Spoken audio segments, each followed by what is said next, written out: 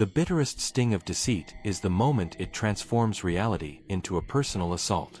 Timothy genuinely believed he was finally meeting his soulmate.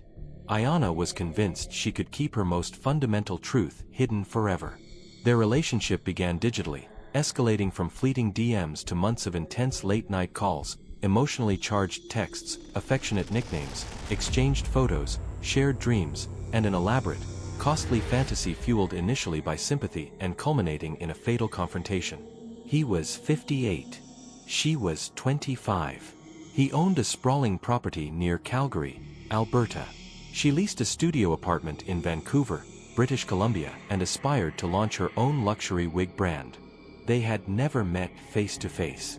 Yet, the physical distance did not prevent him from developing an all-consuming obsession. It was strong enough to completely blind him to the obvious warning signs. Strong enough to accept every story she spun. Every flattering lie concealed within gentle messages and meticulously filtered selfies. Over time, Timothy started sending her money. Small amounts initially, then increasingly larger sums until he had wired her over $250,000. Every dollar was sent with either profound love or desperate longing. Often, the two are indistinguishable. To his friends, he described her as a miraculous second chapter. She told her confidants he was a generous, lonely oil executive.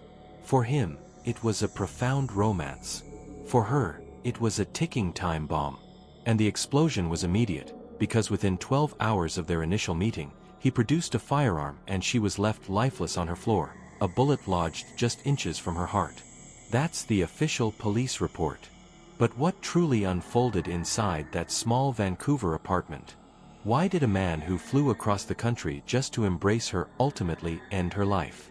What shocking words were exchanged that drove him past the point of no return?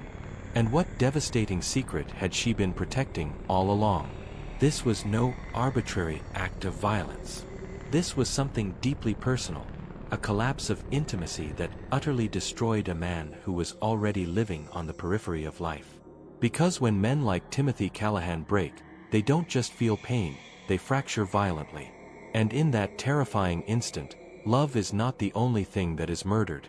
Before we dive into the crime scene breakdown, the elaborate deception that led to it, and how everything spiraled out of control in less than a day, take a moment to hit that like and notification bell because these are the harrowing stories the mainstream media refuses to investigate. Leave a comment below and tell us what part of the world you're tuning in from. We read every single one of your insights. And if you're looking to truly understand the dark psychology that compels people to destroy those they claim to cherish, find our comprehensive analysis in the description. The Anatomy of Fatal Obsession. Sometimes, it's not simply a broken heart that kills you. It's the unbearable truth you were never prepared to witness. Timothy Callahan never imagined he would be adrift at 58. 5 years earlier, he watched his wife, Camille, take her final breath. Lung cancer, stage 4. It was brutally fast, caring nothing for their 32 years of marriage. One evening they were debating what to watch on the television, and the next they were organizing palliative care. Camille was the only person who had ever truly seen and accepted him. She was the anchor that made his house feel like a home, not just walls and furniture. After her passing, the silence in the house became suffocating, too heavy to bear. His 2 adult children stopped visiting, claiming busy schedules, harboring old resentments. After the funeral, his son, Connor, had simply said, "You'll manage, Dad. You're resilient," and then vanished. His daughter, Nayeli, had an ugly confrontation over the estate, a squabble over who inherited certain possessions.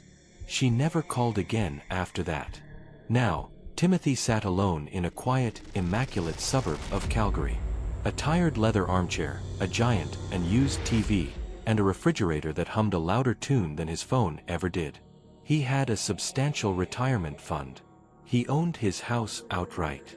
But none of that comfort mattered at 3 a.m. when the flood of memories hit, and the oppressive silence felt like a physical weight pressing down on his chest.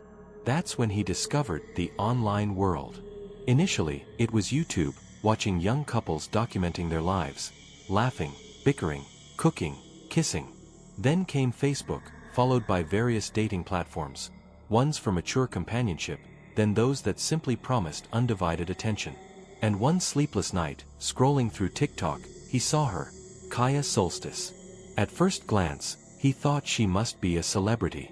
Cascading caramel-colored hair, striking hazel eyes accentuated by impossibly long lashes, full, sculpted lips, elegant cheekbones, and porcelain-smooth skin.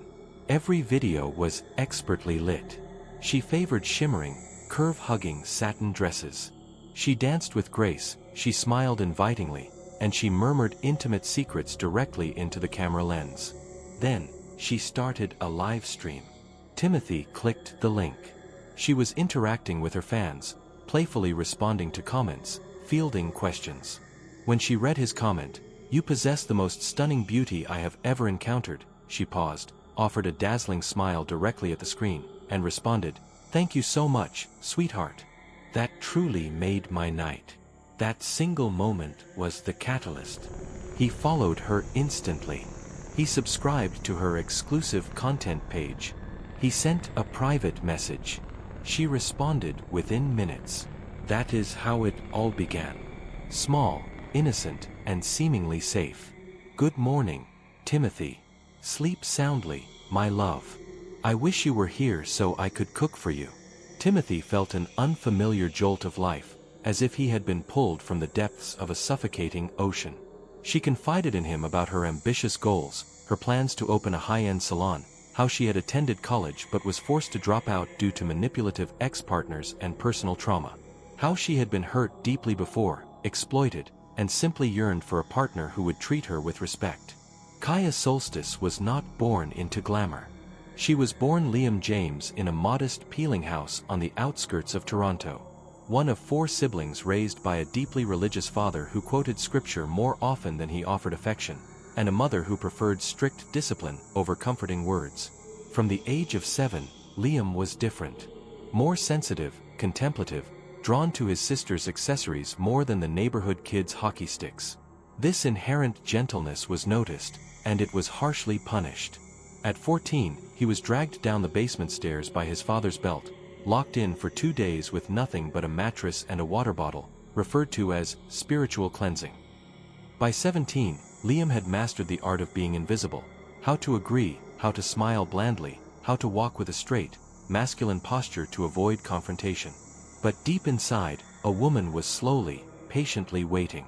A woman who would not be silenced forever. At 19, she left.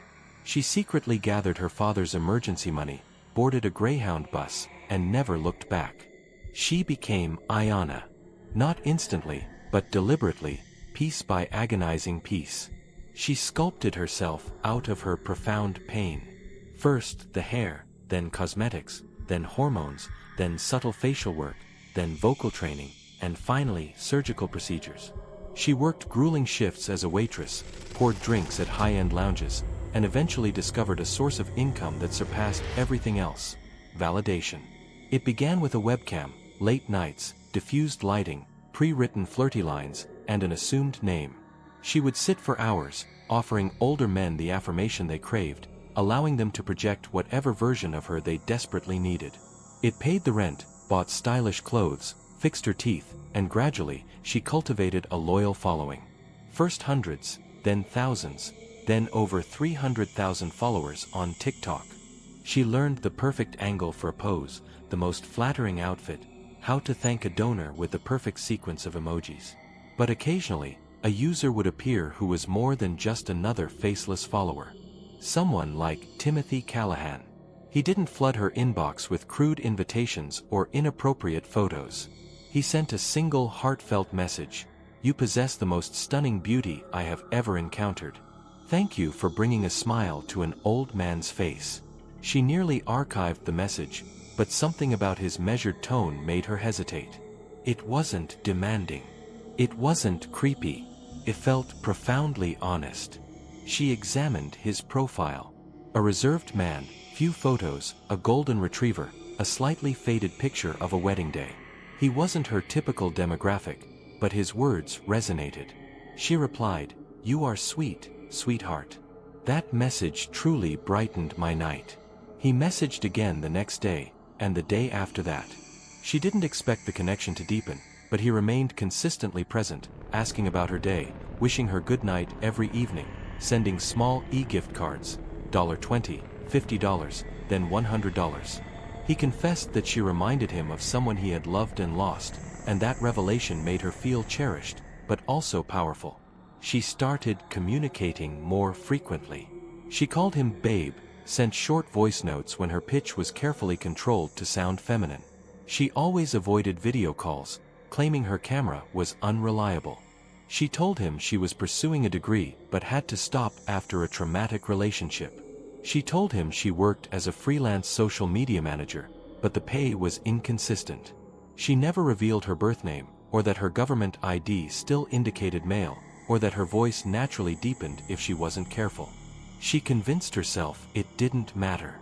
He was happy, she was paying the bills, and she wasn't actually causing him any harm. Until the money became a genuine factor. Timothy offered assistance, first with $500, then $1,500, then $5,000. He said he simply wanted her to feel secure. He expressed how much he disliked the idea of her living with noisy neighbors. He suggested she find a new, better place, a true fresh start. She cried after that call, not out of guilt, but because she genuinely yearned for that new beginning for herself. She accepted the money, relocated from the dilapidated complex to a much nicer unit in the Kitsilano neighborhood. Still compact, but clean, peaceful, and secure. She only gave the landlord her stage name, Kaya Solstice. She needed no complicated questions. Her closest friend, Bruce, helped her move. Bruce had known her since she was Liam, back when they both worked the door at a downtown club. Bruce had witnessed all the phases, the cosmetic changes, the parade of online men. But even Bruce was taken aback when he heard about Timothy. "Babe, he's 58? Bruce asked, his eyebrow arched. 58, highly generous, and actually emotionally invested, Aiyana said, offering a small, satisfied smile. That's a rare combination. Yeah, but what are the terms, girl? Bruce stated flatly. He's not transferring you that kind of cash just for cute good morning messages. He's expecting a return on his investment. He believes he's in love with me, Aiyana countered. I'm just delivering the fantasy he needs. No, Bruce corrected her, his tone firm. You're selling him a fiction, and fictions have a nasty way of expiring. Aiyana chose not to hear that, burying herself instead in maintaining the illusion. She uploaded more carefully edited selfies, sent him small video clips of her blowing a kiss, always ensuring she wore the custom bracelet he had mailed her during the recording. She told him she was eager to finish her degree, said she required tuition assistance, claimed she had a painful sinus infection that needed costly treatment, said she was focused on healing from past wounds. Each time she presented a hardship, Timothy sent another wire transfer, and the guilt gradually dissolved. She began to internalize her own lies, questioning if perhaps this could still evolve into something genuine, that maybe he could truly love her even after the truth was revealed. Because, deep down, a part of her craved the acceptance, not the money. But achieving that meant, eventually, she had to tell him. Bruce raised the subject again. Kaya, this guy is seriously planning to fly out here. He's booked a place. He thinks he's walking into a romantic movie. I know, Aiyana admitted softly. Then you have to tell him. Now. I will, when the timing is perfect. You're out of perfect timing, babe. This isn't a live stream. This is real life with real consequences. He wouldn't hurt me. You have no proof of that. Aiyana gazed at her reflection in the full-length mirror that night. Every visible part of her looked inherently feminine, polished, smooth, flawless. But the core truth remained, a fact she couldn't airbrush away. And that reality had the power to shatter her entire world. She texted Timothy. I cannot wait to finally hold you, my love. I hope you're ready for me. He replied immediately. I've dreamt of this moment all year. Nothing will ever separate us. She stared at the screen, her heart hammering against her ribs. And that night, for the first time in months, she was unable to sleep. Timothy was also unable to sleep the night before his flight. His luggage had been ready since Tuesday. Shirts precisely ironed, socks neatly rolled. He even meticulously shined his dress shoes. He felt foolish for dressing up for a woman nearly half his age, but he desperately wanted to make an unforgettable first impression. This wasn't just another trip. This was his chance at something men his age often stop believing in: genuine, passionate love. The kind that greets you with a message every morning. The kind that makes you feel profoundly valued again. He printed off directions even though his SUV had state-of-the-art GPS. He packed 2 bottles of high-end Merlot. He carefully placed the diamond pendant in a beautiful crimson velvet box. He even stopped at the bank to withdraw $1,000 in cash, just in case she needed an unexpected luxury. The road from Calgary, Alberta, to Vancouver, British Columbia, stretched out over nearly 1,000 kilometers. Timothy had intended to stop every few hours, but once the engine was running and the classic rock radio filled the silence, he simply kept driving. 12 hours, no tourist stops, no diversions, just one singular destination: Kaya Solstice. She had sent him a voice message the evening before. Gentle, affectionate. Please drive safely, baby. I can't wait to finally feel your arms around me. He must have played the recording back at least 30 times during the journey. The highway dissolved into vast landscapes of forests, passing trucks, and the ticking clock. Rest stops, convenience store food, watered-down coffee. Timothy barely registered any of it. His mind was focused entirely on her, the photo she'd sent last week, a black cocktail dress, silver ankle boots, her lips playfully pursed in a kiss. Her delightful laugh on the phone when he called her Queen. Her text from 2 nights ago: "We've waited a lifetime for this." He smiled every time he read it. When the Vancouver skyline finally appeared, it was just past 6 p.m. He was completely drained but intensely alert, suspended between reality and a waking dream. He checked into the Coast Plaza Hotel, a no-frills location not far from Kitsilano. The lobby was cramped but tidy. The subtle scent of cleaning supplies and generic air freshener. The receptionist, a student who seemed uninterested, handed him the key card without a glance. Room 314, 3rd floor, queen bed, basic TV, a slightly chipped sink. He couldn't care less. He unpacked slowly, hung up his favorite shirt, placed the wine bottles on the small table, retrieved the velvet box, and set it on the pillow like a precious heirloom. This was it. After 9 months of digital whispers, heart emojis, lengthy calls, and bank receipts, he was finally here. He opened his phone. "Just arrived, sweetheart. Ready when you are." She replied within a minute. "Be there in 20. I'm actually shaking, I'm so nervous." "Me too," he typed back. But in the most wonderful way possible. At precisely 6:49 p.m., a silver Mazda pulled into the parking lot. Timothy's heart hammered as he stepped out of his room. The light was fading, casting an intense orange glow over everything. He stood by the balcony railing, smoothing his shirt, gripping the room key as if it might disappear. The car door opened, and there she was. Kaya Solstice. Even more breathtaking than any filtered photo. Tall, radiant, her caramel hair falling in soft waves over her shoulders, wearing a simple white tank top, high-waisted tailored pants that emphasized her figure, and elegant strapped sandals. She was glowing. For a paralyzing moment, Timothy couldn't remember how to inhale. She walked towards him slowly, smiling broadly, her eyes glistening. And then she wrapped her arms tightly around him, holding him as if she truly meant it. "You came," she whispered against his shoulder. "Of course I came," he murmured back. "I told you I would." When they separated, she was wiping away soft tears, just enough to make his chest ache with protectiveness. He reflexively offered a neatly folded handkerchief. She gave a small laugh and said, "A true gentleman. I love that." They drove to a sushi spot not far from the hotel. The Rolling Tuna, a small, vibrant place with decorative paper lanterns across the ceiling. Gentle ambient music played from a corner speaker. The air was fragrant with soy sauce and ginger. They settled into a corner booth. Aiyana ordered tempura rolls. Timothy got salmon sashimi and green tea. She playfully chastised him for not trying the steak. He insisted he wanted to keep his mind completely clear. She smiled and reached across the table to hold his hand. "You really are as sweet as I imagined," she said. "You're beyond anything I imagined," he replied, his voice thick with emotion. They talked for hours about everything and nothing. She asked about his dog, Toby. He asked about her apartment lease. She joked about her inability to cook well, and he offered to show her how. He found himself genuinely laughing again.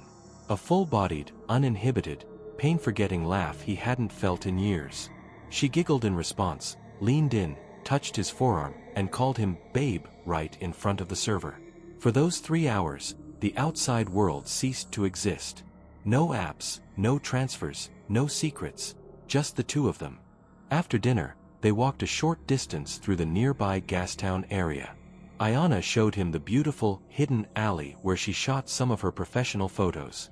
They stopped by a small, charming water fountain. She dipped her fingers in the moving water. He sat beside her, simply gazing at her profile beneath the streetlights. She looked so young, so intensely alive, and yet she made him feel seen.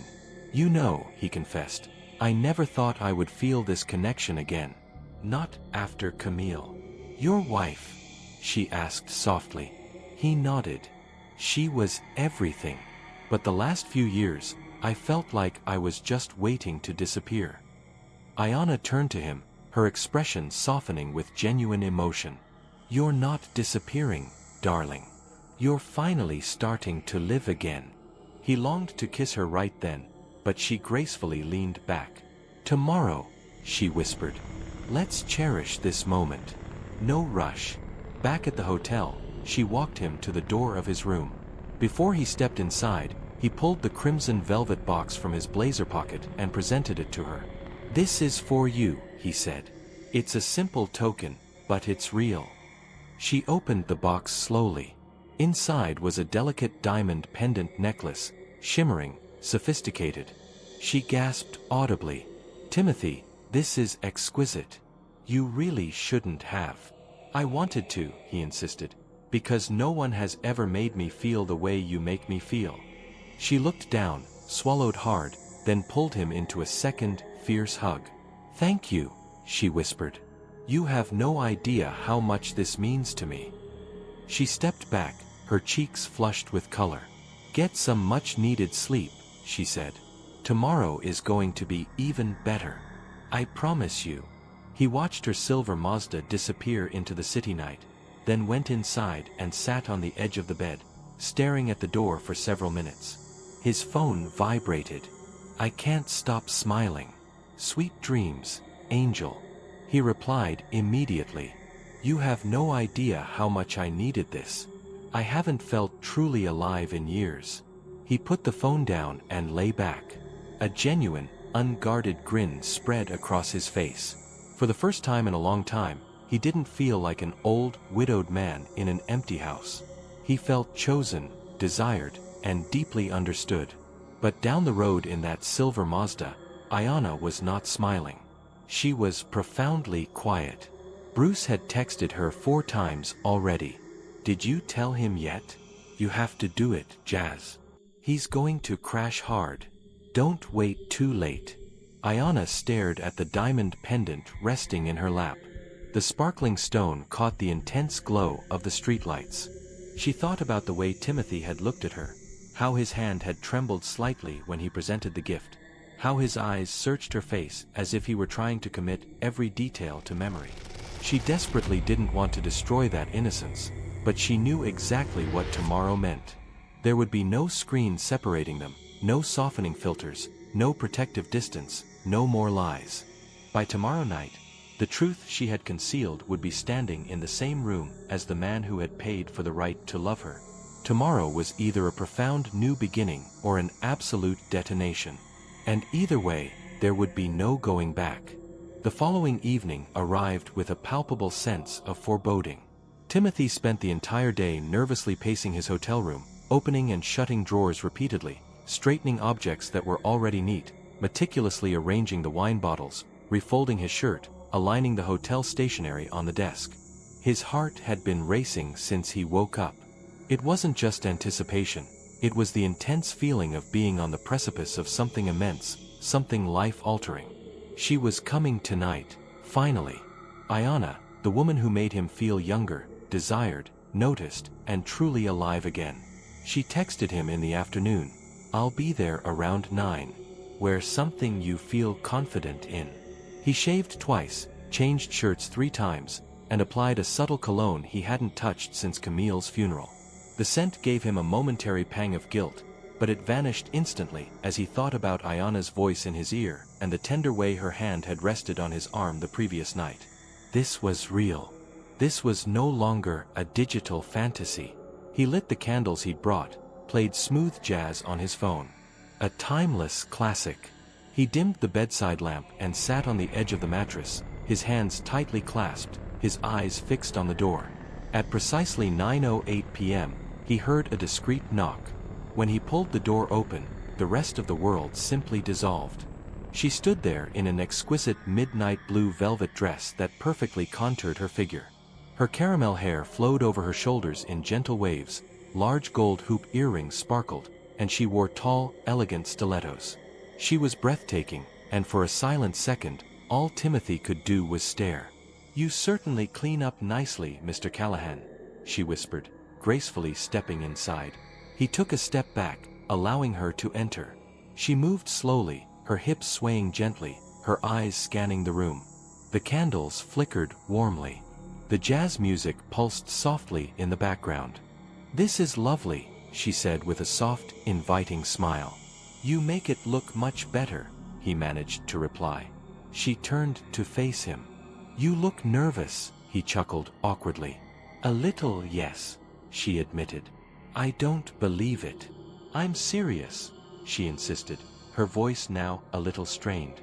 "I didn't expect it to feel this real." He took her hands in his. "You are completely safe. I promise you. We're finally here."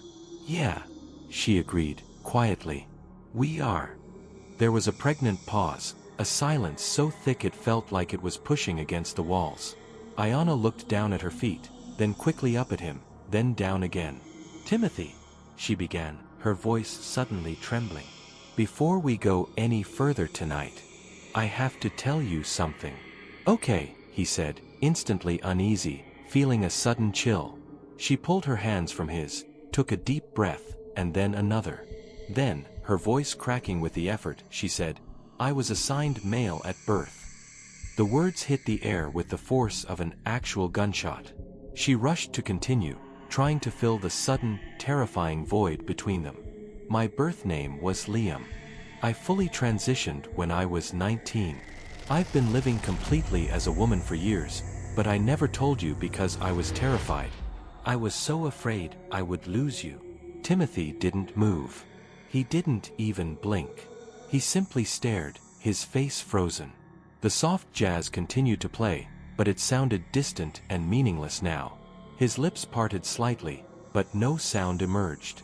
Aiyana took a desperate step closer. "Please, say anything." But he could not. Not yet. He took one step back, then another. He looked at her face, the beautiful face he had memorized from countless photos and video clips. And now, all he could process were those words, "I was assigned male at birth." "I wanted to tell you," she said again, more urgently. "I swear I did, but every time I tried, I pictured you vanishing, and I couldn't bear the thought." "You lied," he finally spoke. His voice was frighteningly low and unstable. "No," she quickly argued. "I never lied about my feelings for you. You allowed me to fall in love with an entire person who doesn't actually exist." "I do exist," she insisted, louder now. "I am still Aiyana. I am still the woman you talked to every single night. That connection was real." "You're a man," he roared. "You deceived me. You are a goddamn man." Aiyana's eyes instantly welled up with tears. "It's 2025, Timothy, grow up. Silence. That was the most catastrophic thing she could have possibly said. Timothy's face instantly became rigid. The softness in his eyes evaporated. Don't you dare talk to me like I am some kind of idiot, he hissed through clenched teeth. I'm not, she whispered. I'm trying to give you the truth. I owe you that. You owed me the truth a year ago, he growled, the volume dropping dangerously low. She didn't move. He pointed directly at the door. Get out. Timothy, please. Aiyana quickly wiped her cheek and picked up her small clutch bag. She walked to the door, paused for a heartbeat. Everything we shared was genuine. You know that it was. He said nothing at all. She opened the door and stepped out into the night air. The lock clicked shut behind her. Timothy stood there in the weak, flickering candlelight, staring at the door as if it, too, had betrayed him. The room immediately felt colder, smaller. He walked to the bathroom mirror and scrutinized his own reflection. This was not the night he had meticulously planned. He had driven 1,000 kilometers. He had purchased the wine, the candles, the expensive necklace. He had convinced himself that this was the moment that all the crushing loneliness, all the years of silence, all the deep grief had been leading to. And now, all he could feel was profound, gut-wrenching humiliation. He thought of his daughter, Nayeli, and her stern warning, "Dad, she's playing you for a fool." He remembered his son, Connor, saying, "You're just desperate and old. That's all they see." He had fiercely defended Aiyana every single time. And now, he was standing alone in a cheap hotel room, his heart pounding, his throat burning, wondering if every single word she had ever spoken was rehearsed. Outside, Aiyana sat paralyzed in her car, her hands shaking uncontrollably. Bruce's texts were still unread. The night air felt heavy, her chest painfully tight. She didn't know what exact reaction she had expected. Perhaps not immediate acceptance, but certainly not that expression of pure, unadulterated rage in his eyes. She felt a wave of shame wash over her, not for who she was, but for allowing the situation to reach this catastrophic point. She slowly put the car into reverse. Back in the hotel room, Timothy remained in the same spot, unmoving. Then, he grabbed one of the Merlot bottles and violently smashed it against the wooden dresser. It shattered everywhere. He didn't even flinch. He slowly, methodically picked up the larger pieces of glass, as if tidying the debris could somehow repair the gaping hole that had just opened inside him. The candles had guttered out. The jazz music had stopped hours ago. Now, the only audible sound was the low, steady hum of the mini-fridge and the occasional distant sound of tires against the damp street outside.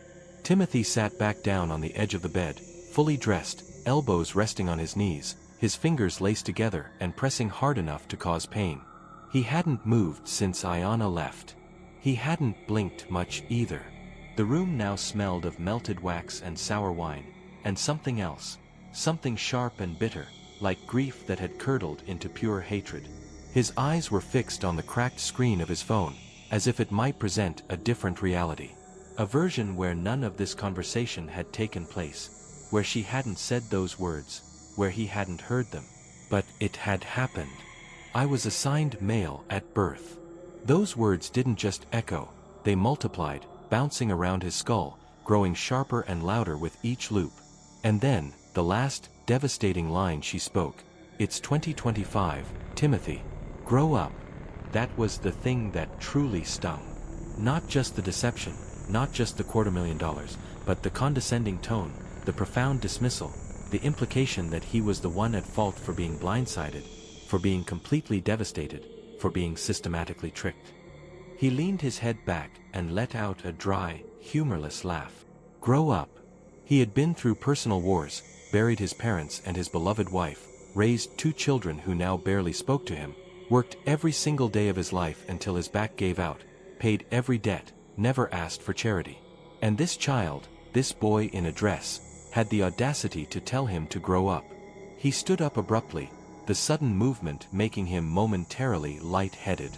His hand brushed against the necklace box on the nightstand. He snatched it and hurled it across the room. It hit the wall and sprang open.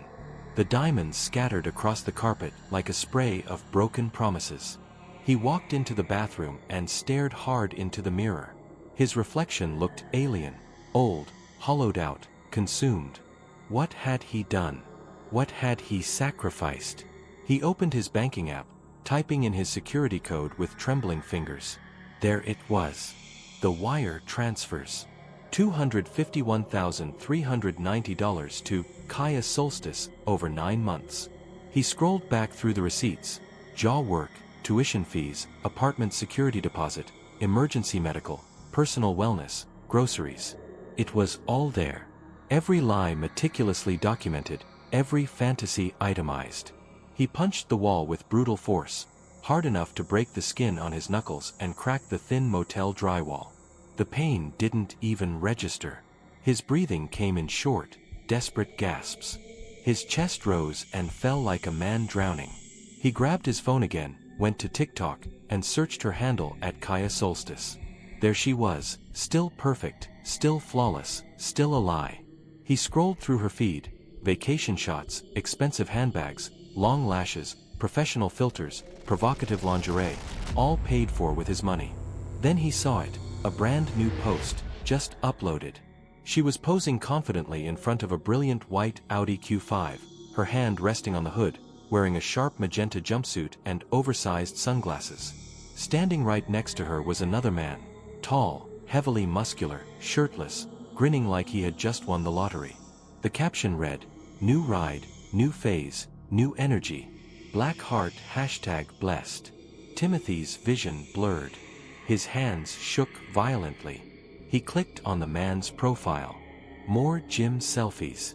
Aiyana visible in the background of a few. They had been involved the whole time. He had purchased her a luxury car, and she was letting some other man parade in front of it.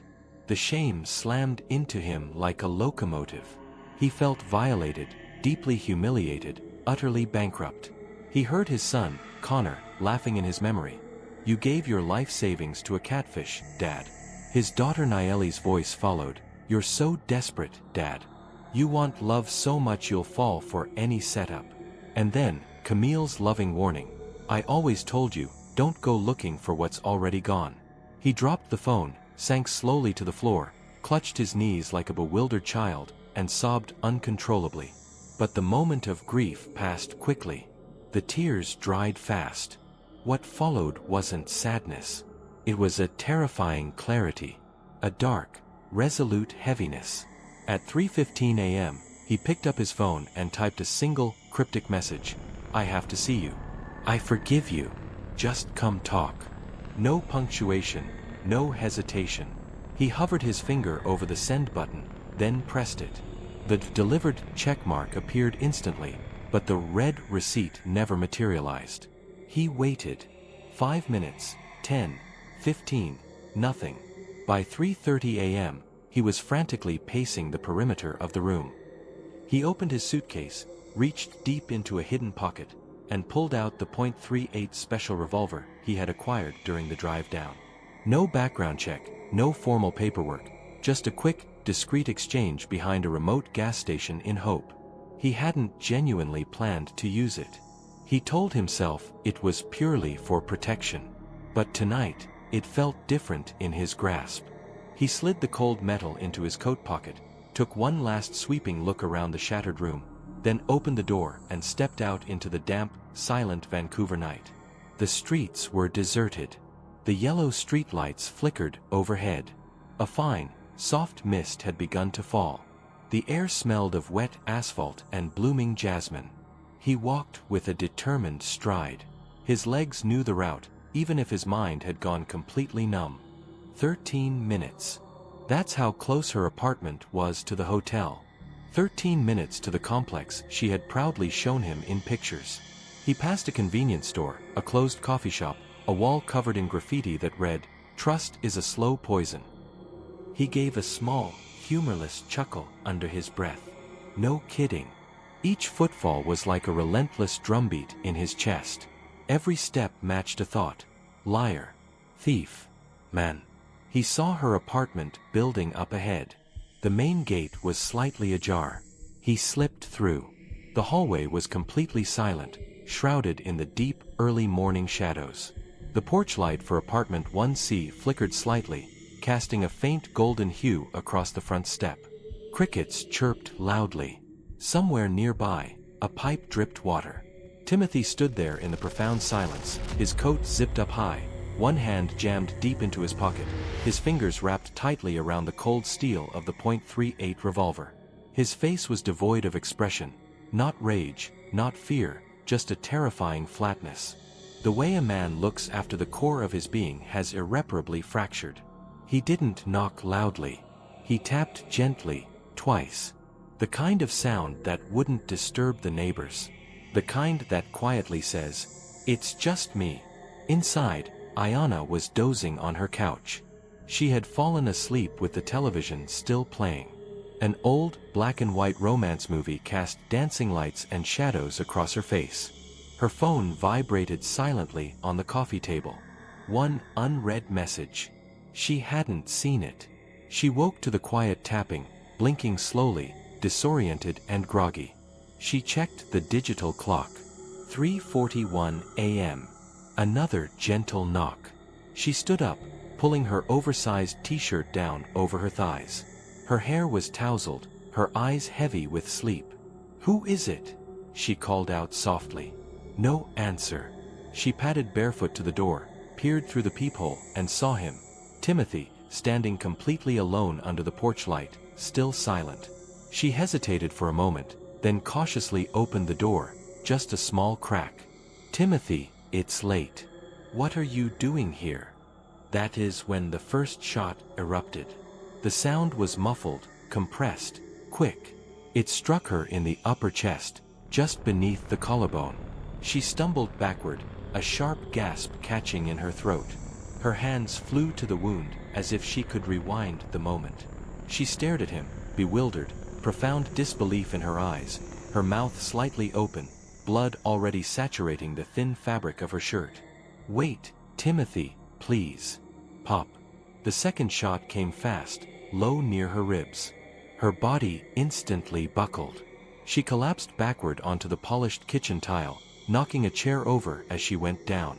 A bright red smear trailed as she desperately tried to crawl, her fingers stretching weakly toward the wall. Her lips moved, forming words that were never audible. In the hallway, Bruce screamed her name. "Aiyana!" He rushed toward the kitchen, terrified, barefoot, shouting her name repeatedly. "Jazz! Jazz! Oh my God, Jazz!"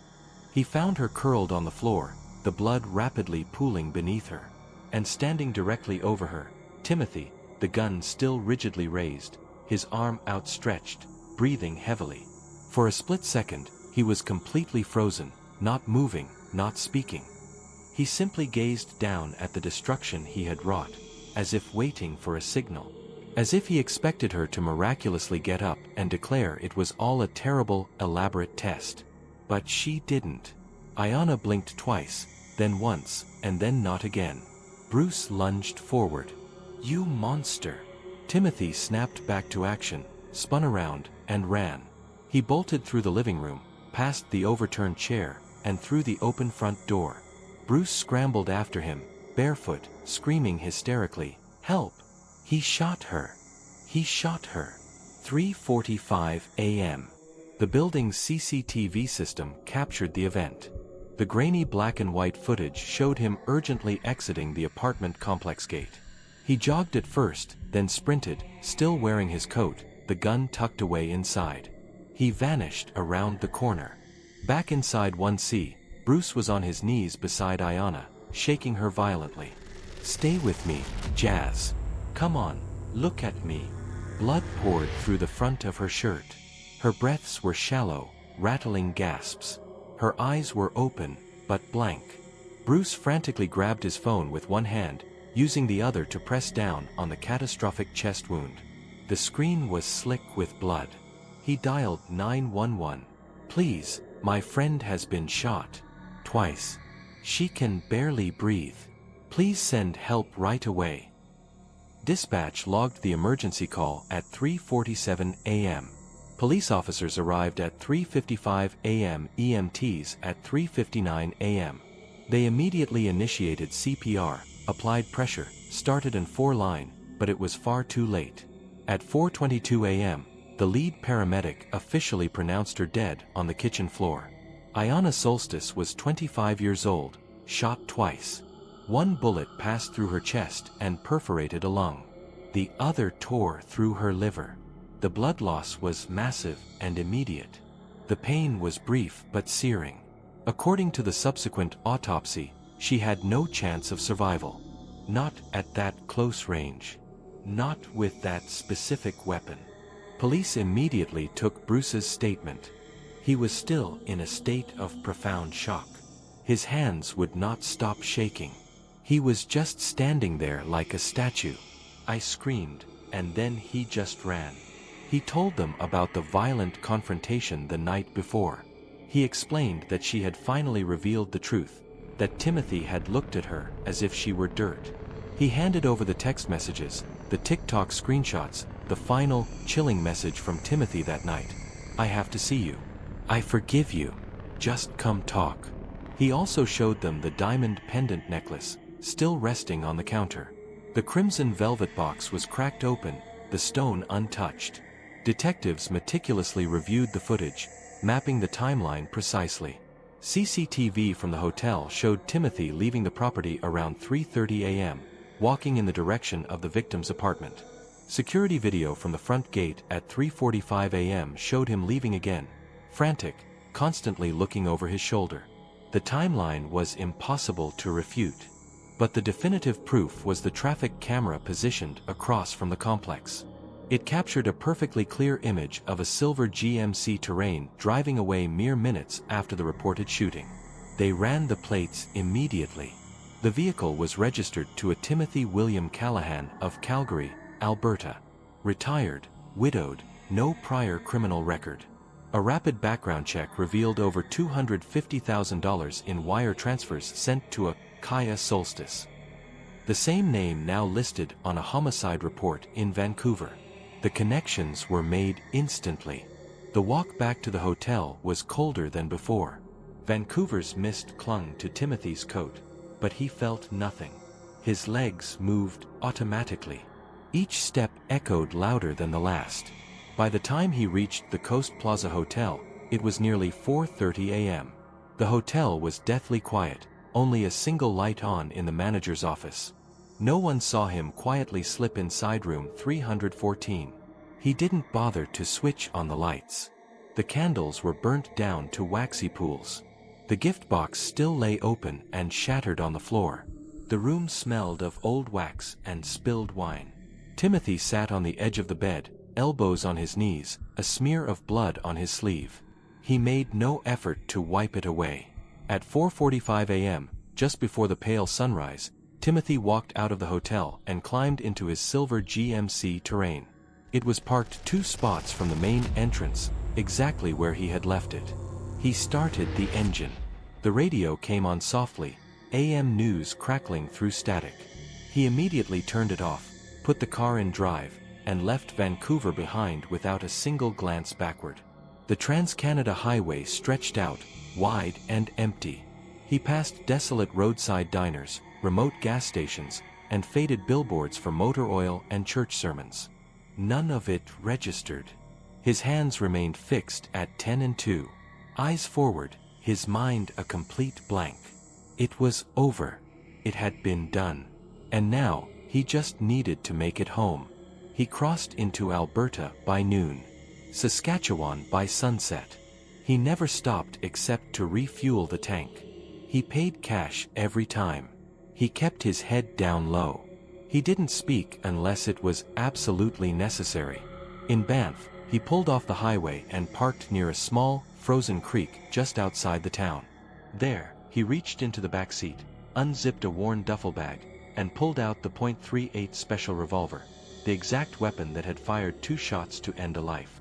He stared at the weapon for a long moment, then walked to the edge of the creek and threw it hard into the icy water below. No hesitation, no final flourish, just a quiet splash and absolute silence. By the time he made it back to Calgary, 3 days had passed. He parked the terrain in his garage, closed the door, and walked inside his house. The same familiar hardwood floors, the same silent air conditioning unit, the same refrigerator humming its monotonous tune. Nothing had externally changed, but Timothy had. For the next 2 days, he stayed inside. Phone switched off, curtains tightly drawn, lights dim.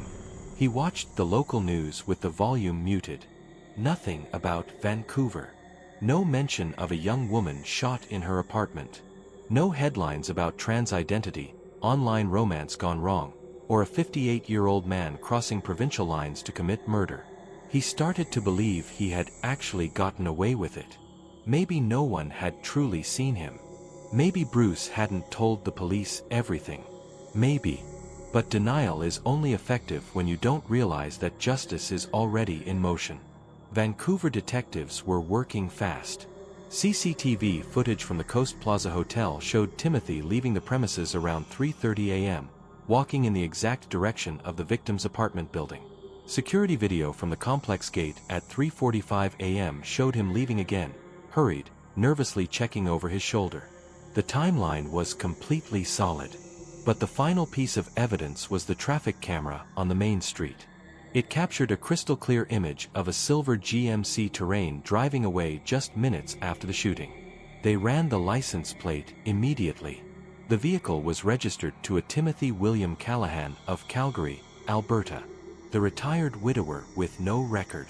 A quick check of his financial records revealed the over $250,000 in wire transfers sent to Kaya Solstice, the same name now prominently listed on a homicide report in Kitsilano. The connections were made instantly. On the third day, Timothy finally left the house. He needed groceries. He craved the mundane, the routine. He got dressed, combed his thinning hair, and drove the Terrain to the same grocery store he'd been visiting for decades. He walked the aisles slowly, reading every single label as if he hadn't seen food in years.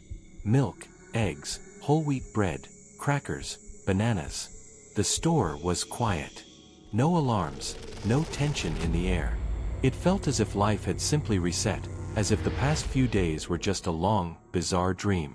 But not far from the checkout counter, another person noticed him. A woman in her mid-40s had been intensely following true crime forums on Facebook. She remembered the post, the blurry security footage, and a screenshot from a live stream. The man looked exactly like him. She subtly pulled out her phone, took a quick, discreet photo, then approached the store manager at the front and whispered, "I believe that man is wanted in a murder investigation from Vancouver." The manager stepped aside and immediately called the non-emergency police line.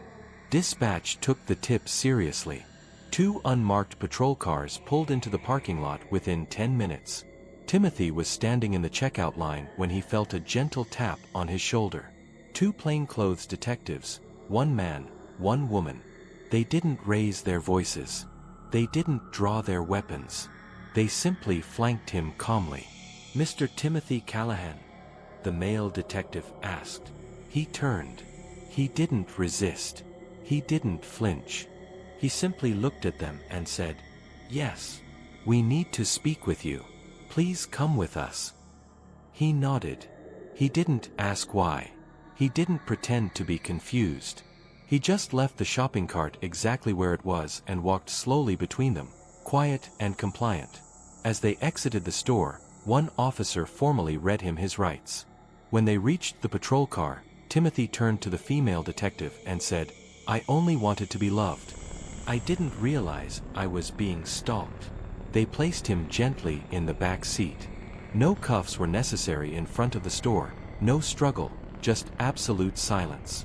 As the car drove away, he looked out the window like a man who had finally accepted the irreversible price of his decisions. Back in Vancouver, the case file was closed. Suspect in custody. No massive national headlines, no protests, no major documentaries. Just another name added to the grim statistics, another moment of blind, explosive rage that could never be undone. It all started with a simple message. Just one. An innocent compliment in a TikTok comment section that was never meant to become anything more. One profoundly lonely man, one woman playing a survival role. But over the next 9 months, that message spiraled into a deep connection. That connection twisted into dependency. And that dependency morphed into something deadly. Something that would ultimately end in blood. This was not merely a murder. This was a catastrophic, slow-motion psychological implosion. One that began with profound grief, deepened through the intoxicating lure of fantasy, and detonated the moment a single lie collided with a profoundly wounded male ego. Timothy William Callahan sat rigidly in the courtroom, his head bowed. His trial was remarkably short. The Crown prosecution possessed every piece of evidence they needed: security footage, incriminating text messages, banking records, eyewitness testimony, and the recovered weapon traced back to his purchase location. The defense didn't argue innocence. They argued state of mind. His lawyer called it a psychological break, triggered by extreme betrayal, the systematic dismantling of his identity, and a prolonged emotional investment that cost him over $250,000, ending with a shocking revelation that utterly destroyed his sense of self.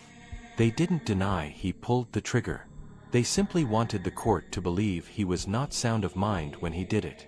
But the prosecution focused relentlessly on premeditation. They demonstrated how Timothy had calmly driven to her apartment, how he brought a concealed weapon, how he messaged her, pretending to offer forgiveness, just to lure her into opening the door. They showed the texts one by one. "I have to see you. I forgive you. Just come talk." They displayed the map of his walk, the chilling video of him running away, the gun later discarded in the river. Every single decision was calculated, every movement final. When the prosecution rested, Timothy's defense attorney called no witnesses. There was nothing more to offer. The courtroom fell silent as the judge asked if he wished to make a final statement. He stood slowly, looked down, then up at the court. "I just wanted to be loved," he whispered. "That's all I wanted. After my wife passed, I felt completely invisible, empty. When Aiyana came into my life, it was like someone turned the lights back on. But it wasn't real. None of it was. She lied to me. She used me. And when I found out, it broke something vital in me. Something I didn't even know I still possessed." He paused, looking toward the jury box. "I am not requesting your sympathy. I am simply asking for understanding. I am not proud of what I did. I see her face in my nightmares every single night, and I still don't comprehend how I became the kind of man who would commit this act. But I did it. And I am profoundly sorry." Then he slowly sat back down. During sentencing, his children were allowed to address the court. His daughter, Nayeli, stood first. She hadn't spoken to him in nearly 3 years. "I warned him," she said, her voice shaking with controlled anger. "I told him this was a fraud. But he refused to hear it. He shut me out. Told me I was just jealous. That I couldn't possibly understand. I lost my father to a fantasy long before he ever pulled that trigger. I grieved him before he was ever arrested." His son, Connor, offered no softening of the words. "This was never just about the money," he stated firmly. "This was about control. About crippling shame. My father was not a murderer, but he became one the second he decided that being deceived gave him the right to end another person's life. That is not grief. That is pure, toxic ego. He didn't just kill her. He erased the last good part of himself." On the final day, the judge addressed the packed court. "This case is about more than simple deception. It is about how fragile the human ego can become when it is wrapped in profound loneliness and illusion. We are not punishing you for being wounded. We are punishing you severely for what you chose to do with that hurt." Timothy was sentenced to 40 years to life. He showed no visible emotion, just a slow, defeated nod as the gavel hit the wood. But outside the courthouse, the headlines were relentless. "Man kills transgender girlfriend after digital romance ends in death. $250,000 fantasy ends in murder. A lie, a gun, and 12 hours of delusion." Everyone had a theory. Some unjustly blamed Aiyana. Some blamed Timothy. Some blamed a culture that had taught men their masculinity was a delicate, easily shattered commodity. But the truth, the difficult truth, was far harder to package and sell. Because Aiyana was not entirely a villain, and Timothy was not innocent. She had been deceptive. He had violently snapped. The real tragedy wasn't the lie itself. It was the terrifying darkness that the lie unlocked inside him. Years of unprocessed grief, years of feeling ignored, years of unresolved pride and a profoundly damaged identity. Aiyana gave him attention but withheld the truth. Timothy gave her money but lacked emotional resilience. Both of them were desperately playing roles until the curtain was forcefully pulled down. One simple DM. That's all it took. That's where it began. A single emoji, a simple compliment, a middle-aged man in an empty armchair and a woman hiding behind a screen, both pretending to be emotionally whole. But it was never truly about the money. It was about the validation he believed he was owed in return, and the terrible violence he inflicted when he was denied it. Because when a man constructs his entire identity around a fragile illusion, and that illusion dramatically collapses, he doesn't always choose to walk away. Sometimes, he reaches for the trigger. Now, we turn it over to you. Do you think Aiyana should have disclosed the full truth to Timothy before he ever purchased that plane ticket to Vancouver? Or was Timothy already a deeply unstable man long before the lie ever came to light? Was this a tragedy born from outright deception, or from one man's lethal refusal to exist in a world that no longer affirmed his personal rules? We want to hear your complete thoughts. Drop them in the comments section below. We read and value every single comment. And if disturbing stories like this leave you profoundly shaken, forcing you to question how the threads of love, identity, and control can fatally intertwine, make sure to get your copy of our best-selling book, The Anatomy of Fatal Obsession, linked in the pinned comment below. It offers a deep dive into the minds of those who say, "I love you," with one hand while preparing to destroy everything with the other. Because sometimes, the most dangerous element in any relationship is not the lie you are told. It is the inescapable truth you are tragically unprepared to face. If you found this story gripping, deeply unsettling, or even profoundly insightful, do not scroll past. Like, subscribe, and turn on the notification bell so you never miss the next twisted case. We are the Crime Thread, where the darkest secrets always come to light. What part of the story resonated with you the most, and why?